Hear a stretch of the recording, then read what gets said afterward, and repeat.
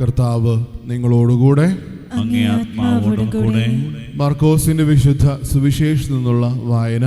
കർത്താവേ, അങ്ങേക്ക് മഹത്വം.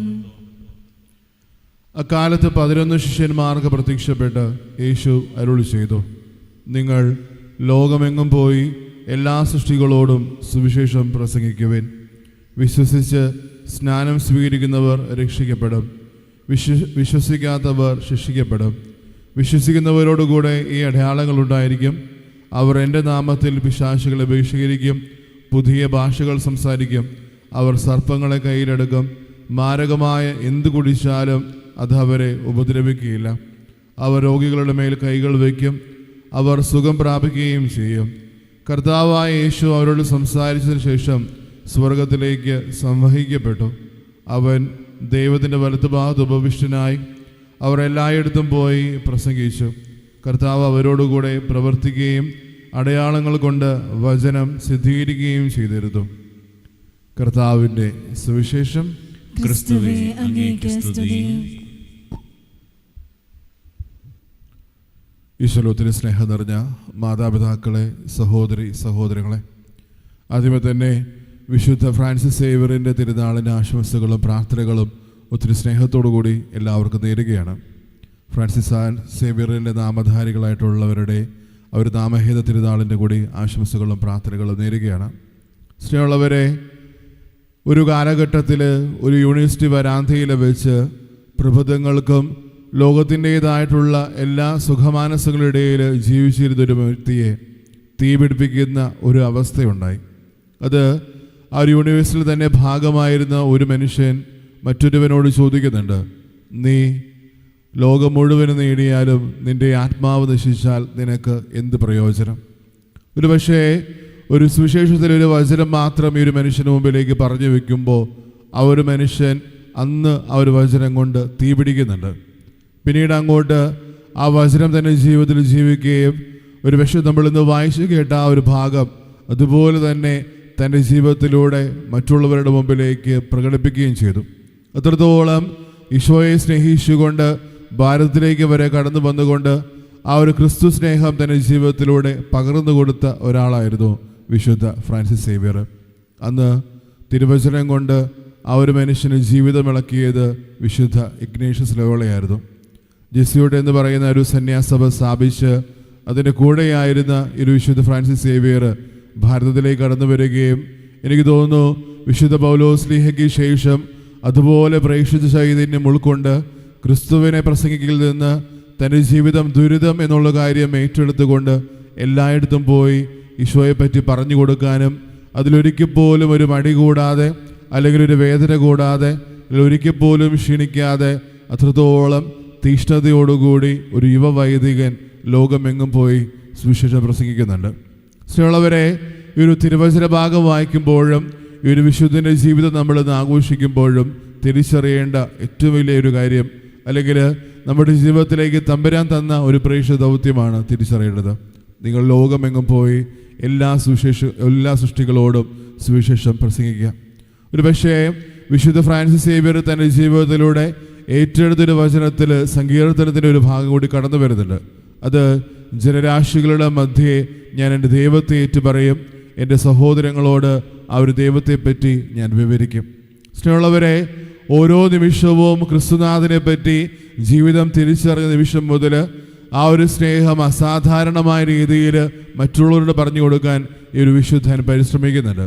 പലപ്പോഴും നമ്മുടെ ജീവിതത്തിൻ്റെ ഓരോ ഇടങ്ങളിലും പല രീതിയിലുള്ള ഓരോ കാര്യങ്ങൾ പറഞ്ഞുകൊണ്ട് ഈ ഒരു പ്രഘോഷത്തിൽ നമ്മൾ പുറകോട്ട് പോകുമ്പോൾ സ്നേഹമുള്ളവരെ തിരിച്ചറിയേണ്ടത് ഭാഷകളും സംസ്കാരങ്ങളും അല്ലെങ്കിൽ സുഖത്തിൻ്റെ എല്ലാ മനസ്സുകളും വിട്ടെറിഞ്ഞ് ഒരു മനുഷ്യൻ ആ ഒരു ദൈവത്തെ പറ്റി പറഞ്ഞു കൊടുക്കാൻ നമ്മുടെ ഇടയിലേക്ക് കടന്നു വന്നെങ്കിൽ നമ്മളും നമ്മുടെ ജീവിതത്തിൻ്റെ ചെറുതായ രീതിയിൽ ആ ഒരു സുവിശേഷ പ്രസംഗിക്കൽ നമ്മുടെ ജീവിതത്തിലും ചെയ്യാൻ നമ്മൾ ഓരോരുത്തരും കടപ്പെട്ടവരാണ് എന്നുള്ള കാര്യം തിരിച്ചറിയുക.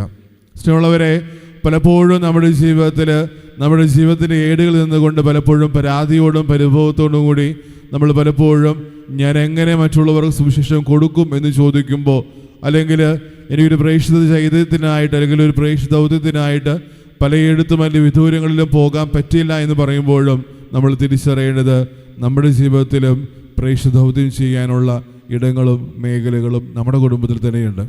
ഒരുപക്ഷെ ഒരു കുടുംബത്തിൽ ഒരു അപ്പനും അമ്മയും തൻ്റെ ജീവിതം അതിൻ്റെ പൂർണ്ണതയിൽ ജീവിക്കുമ്പോൾ, അല്ലെങ്കിൽ ഒരു ക്രൈസ്തവ ജീവിതം അതിൻ്റെ ഏറ്റവും യഥാർത്ഥമായ മാർഗ്ഗയിൽ പൂർത്തീകരിക്കുമ്പോൾ, അവിടെ നമ്മുടെ ജീവിതത്തിലും നമ്മളും പ്രേക്ഷിത ദൗത്യം പൂർത്തീകരിക്കുന്നുണ്ട്. സ്നേഹമുള്ളവരെ, ഒരു ഭാഗം ഏറ്റെടുത്ത് പ്രാർത്ഥിക്കുമ്പോൾ, അല്ലെങ്കിൽ ആ ഒരു സുവിശേഷം ഏറ്റെടുത്ത് നമ്മുടെ ജീവിതത്തിലും പ്രാവർത്തികമാക്കുമ്പോൾ, തമ്പുരാൻ നമുക്ക് ഓരോരുത്തരും തരുന്ന ഒത്തിരിയേറെ വാഗ്ദാനങ്ങളുണ്ട്. ഇത് നിന്റെ നാമത്തിൽ നീ ഏറ്റുപറയുന്ന ഓരോ നിമിഷവും അതെല്ലാം സംഭവിക്കും എന്നുള്ള കാര്യം. സ്നേഹമുള്ളവരെ, ഇന്നലത്തെ വായനകളിലാണെങ്കിൽ പോലും നമ്മൾ തിരിച്ചറിയുന്നുണ്ട്, ദൈവത്തിന് അസാധ്യമായിട്ടില്ല, ഒന്നുമില്ല എന്ന് ജീവിതത്തിൽ പറയുമ്പോൾ, നമ്മുടെ പ്രേക്ഷിത ദൗത്യത്തിലും നമ്മളായിരിക്കുന്ന ഇടങ്ങളിൽ മറ്റുള്ളവർക്ക് ക്രിസ്തുവിനെ കൊടുക്കാൻ എൻ്റെ ജീവിതം കൊണ്ട് നമുക്ക് ഓരോരുത്തർക്കും പറ്റുന്നുണ്ടോ? സ്നേഹമുള്ളവർ, ലൂക്കായുടെ സുവിശേഷത്തിൽ അവർ മലയിടുക്കിലേക്ക് തമ്പുരാൻ കയറിപ്പോയി ജനങ്ങളുടെ കൂടെ ആയതുകൊണ്ട് അവരോരോരുത്തരും തൃപ്തി അടയുന്ന ഒരു ഭാഗം നമ്മൾ കാണുന്നുണ്ട്. അവർക്ക് ഓരോരുത്തർക്കും വേണ്ടിയിട്ട് ആ ഓരോ അത്ഭുതങ്ങൾ പ്രവർത്തിക്കുമ്പോഴും അവരെ സ്വാന്തനിപ്പിക്കുമ്പോഴും ആശ്വാസമേകുമ്പോഴും അതിൻ്റെ പൂർത്തീകരണത്തിൽ ഒരു വിശുദ്ധൻ്റെ ജീവിതവും നമുക്ക് ഓരോരുത്തരും കാണാൻ പറ്റുന്നുണ്ട്. ജനങ്ങൾക്ക് വേണ്ടി അവരെ കൂടെ ആയതുകൊണ്ട് അവരെ സമാശ്വസിപ്പിച്ചും അവരെ പ്രാർത്ഥനകളിലും നിയോഗങ്ങളിലും പങ്കുചേർന്നുകൊണ്ട് അവർക്ക് വേണ്ടി പ്രാർത്ഥിക്കാൻ വേണ്ടി ഒരു പ്രേക്ഷിതനായിട്ട് അവരുടെ ഇടയിൽ ഒരാളായിട്ട് വിശുദ്ധ ഫ്രാൻസിസ് സേവ്യർ മാറുന്നുണ്ട്. 1512 ആരംഭത്തിൽ ഭാരതത്തിലേക്ക് കടന്നു വരികയും അത്രത്തോളം തീക്ഷ്ണതയോടും ഒരു തീ പിടിച്ച ഒരാളെ പോലെ ഭാരതത്തിൻ്റെ അങ്ങേയറ്റം മുതൽ ഇങ്ങേയറ്റം വരെ സഞ്ചരിക്കുകയും ക്രിസ്തുവിനെ പറ്റി കണ്ടുമുട്ടുന്ന ഓരോ വ്യക്തികളോടും പറഞ്ഞു കൊടുക്കുന്നുണ്ട്. ആദ്യത്തെ ഭാഷയിൽ ഒരു പോർച്ചുഗീസുകാരുടെ കൂടെ വരുമ്പോൾ ഭാഷയുടെ ഏറെ പ്രശ്നമുണ്ടായിട്ട് പോലും കടന്നു ചെല്ലുന്ന ഓരോ മനുഷ്യരും ഈ ഒരു മനുഷ്യനെ അത്രത്തോളം ഭംഗിയോടുകൂടി തിരിച്ചറിയുന്നുണ്ട്. അത് ക്രിസ്തുവിൻ്റെ ഗന്ധമുള്ള ഒരു അപ്പസ്തോലനായിട്ട് മാറിയത് കൊണ്ടാണ്. ആദ്യകാലഘട്ടങ്ങളിൽ തങ്ങളെ അടിച്ചമർത്താൻ കടന്നു വന്ന ഒരു മനുഷ്യനാണ് തെറ്റിദ്ധരിച്ച് പലപ്പോഴും മാറിപ്പോകുന്നുണ്ടെങ്കിലും, പിന്നീട് അസാധാരണമായിട്ട് തൻ്റെ ജീവിതത്തിൻ്റെ ശൈലി കൊണ്ട് ആ ഒരു സ്നേഹം കൊണ്ട് ഓരോ മനുഷ്യനെയും ചേർത്ത് പിടിക്കുമ്പോൾ ക്രിസ്തുവിൻ്റെ മണം അവർക്ക് ഓരോരുത്തർക്കും കിട്ടുന്നുണ്ട്. ഒരുപക്ഷേ ഒരു സുവിശേഷത്തിൻ്റെ പൂർത്തീകരണം തൻ്റെ ജീവിതത്തിലൂടെ അത്രമേൽ ആ ഒരു മനുഷ്യൻ പൂർത്തീകരിക്കുന്നുണ്ട്. ലോകമെങ്ങും പോയി എല്ലാ സൃഷ്ടികളോടും സുവിശേഷം പ്രസംഗിക്കാൻ പറയുമ്പോൾ അത്രത്തോളം ഭംഗിയോടുകൂടി ആ ഒരു വചനം ഏറ്റെടുത്തത് കൊണ്ട് തന്നെ ആ ഒരു വചനത്തിൻ്റെ ബാക്കി എല്ലാ ഭാഗങ്ങളും ഒരു വിശുദ്ധൻ്റെ ജീവിതത്തിലൂടെ പൂർത്തീകരിക്കുന്നുണ്ട്. ഒരുപക്ഷേ ഭാരതത്തിലെ 2ാം അപ്പസ്തോലൻ എന്ന് അറിയപ്പെടുകയും കടന്നു വരുന്ന ഓരോ വ്യക്തികളോടും ക്രിസ്തുവിനെ പറ്റി പറഞ്ഞു കൊടുക്കുകയും ആ ഒരു വിശ്വാസത്തിൽ പ്രത്യാശയോടുകൂടി ആയിരിക്കാൻ അവരോരോരുത്തരെയും അവർ ജീവിതം കൊണ്ട് പഠിപ്പിക്കുമ്പോഴും പലപ്പോഴും അവർക്ക് ഓരോരുത്തർക്കും ദൈവസ്നേഹം അത്രമേൽ ആഴത്തിൽ അവർക്ക് ഓരോരുത്തരും ജീവിതത്തിലേക്ക് സ്വീകരിച്ചിരുന്നു.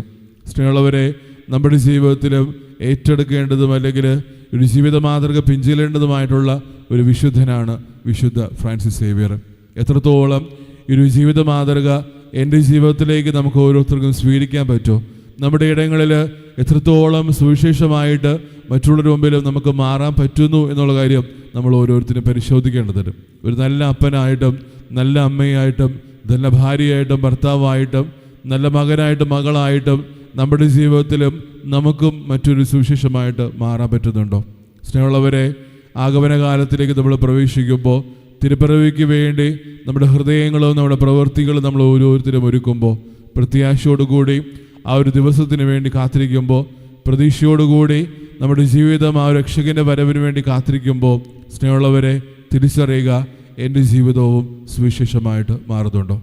തമ്പുരാൻ നമ്മൾ ഓരോരുത്തരെയും സമൃദ്ധമായിട്ട് അനുഗ്രഹിക്കട്ടെ. പിതാവിൻ്റെയും പുത്രൻ്റെയും പരിശുദ്ധാത്മാവിൻ്റെയും നാമത്തിൽ ആമേൻ.